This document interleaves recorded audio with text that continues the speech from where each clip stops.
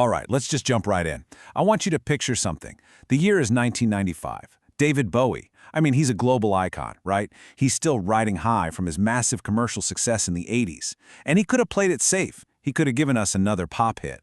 But instead, he decides to release one of the most difficult, most complicated, and frankly, most daring albums of his entire legendary career. It was a move that left just about everyone scratching their heads. And this was the kind of thing people were saying. Seriously. For a lot of critics back then, the album was just a mess. It wasn't the Bowie they knew or wanted, and they found the whole thing completely bewildering. The praise? Well, it was definitely not universal. So that brings us to the real mystery here, doesn't it? Why?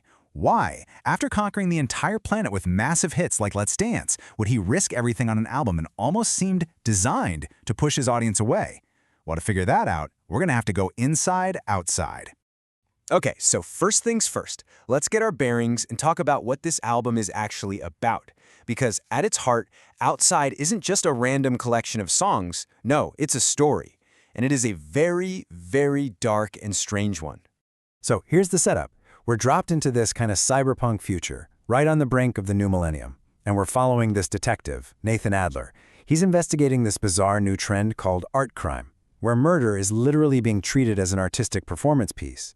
And the victim, a 14-year-old girl named Baby Grace Blue, becomes the grim centerpiece of this new art form.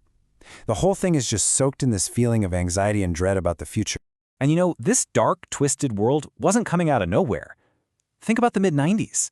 That pre-millennium anxiety, the obsession with conspiracies and serial killers, this weirdly glamorous cruelty, it was all in the air.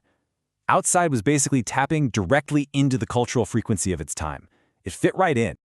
But to really, truly understand why Bowie made this album, we have to look way beyond the 90s. The answer isn't in just one moment in time. It's actually in a philosophy that he followed for his entire career. You could call it his personal manifesto. There's this term that scholars love to use to describe Bowie, a bricoleur. And it's perfect. He wasn't just a songwriter. He was a curator of ideas. He would pull from art, from literature, from music, from theater, and he'd reassemble all these different pieces into something totally new. And Outside might just be the purest example of that in his entire life's work. And this whole mission, it was there from the very beginning. I mean, listen to the song Star from his breakthrough Ziggy Stardust album. He lays it all out right there. He wasn't just trying to be some authentic rock and roll star. No, he was interested in playing the part of one, in taking apart the very idea of fame from the inside. And look, you don't have to take my word for it. Here it is, straight from the man himself. Defying convention, that wasn't just a phase for him, it was his guiding principle.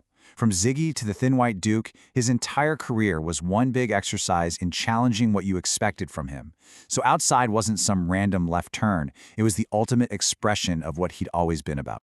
So how did this artistic manifesto actually translate into the recording process? Well, this is where the creation of Outside starts to make this kind of perfect, chaotic sense. The method was every bit as radical as the concept. Get this, he and his famous collaborator Brian Eno, they didn't just sit down to write some pop songs. Nope, they locked themselves in a studio and just improvised for hours and hours, creating this 3-hour-long, totally uncommercial beast called Leon. It was just pure, unfiltered creativity, without a single thought about what would sell. I mean, the sheer audacity of this change is just staggering. Just look at this contrast. He went from making a slick, perfectly polished product designed for the mainstream market to an act of pure artistic defiance. It was a complete and total rejection of the stadium-filling superstar he had become just a decade earlier.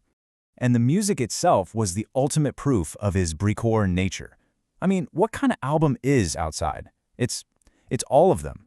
He's pulling from the harshest, grimiest industrial music, the freeform chaos of avant-garde jazz, and even the brand new drum and bass breakbeats coming out of the UK club scene. He just fused it all together into this wild new thing. And even the way he wrote the lyrics was an act of deconstruction.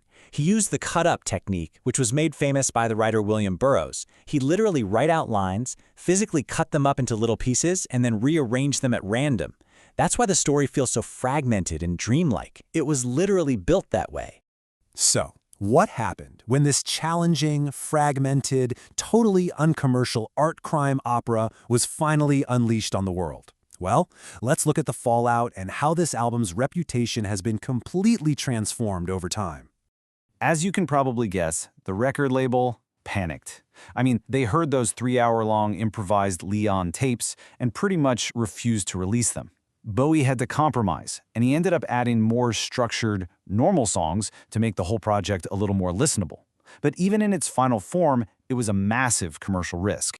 But you know, time has a funny way of revealing genius. The album that was called Impenetrable in 1995 is now seen in a completely different light. Decades later, critics don't see it as a mistake anymore. They see it as a daring, brilliant, and absolutely essential part of his career, a true comeback. And to put this massive reevaluation into perspective, get this. In 2018, the website Consequence of Sound ranked all 26 of Bowie's studio albums, and Outside landed at number 7. Number 7. Think about that for a second. It was ranked higher than iconic beloved classics like Station to Station. The Impenetrable album had finally become a masterpiece. And here's the craziest part. The ambition was even grander than what we got. Bowie actually saw Outside as just part 1 of a 5-album series, a pentalogy. He wanted to release a new one every year leading up to 1999. Of course, that grand project was never completed, leaving it as one of music's most tantalizing, unfinished sagas. And this quote from his collaborator Brian Eno, which he shared right after Bowie passed away, is just so poignant. It shows that even the guys who made it knew they had something incredibly special, something that maybe deserved a second chance. They felt its story wasn't quite over. So Outside really leaves us with this fundamental question about art versus commerce. Back in 1995, David Bowie had a choice. He could have given everyone a guaranteed hit. Instead, he chose the challenging masterpiece. And now, almost 30 years later, it really seems like time has proven him right.